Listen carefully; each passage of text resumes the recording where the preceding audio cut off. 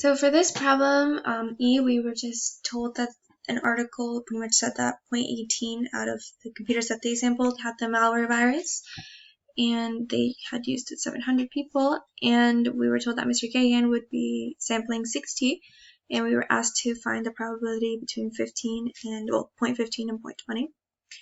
And the mean would be the same, 0.18, because of the central limit theorem, which was given in the article, 0.18. But we would have to calculate the standard deviation or standard error with the proportions, excuse me. So this is P and this is Q. So 0.18 is our P and 0.82 is our Q, which is just 1 minus 0.18. Then we just divided by the 60, and then we square rooted that, and that was equal to about 0.0496. Then we used norm CDF. And this was my lower bound and my upper bound. This was the mean, and this was standard deviation or standard error that I calculated, and I got 0.384%, or excuse me, 38.84%.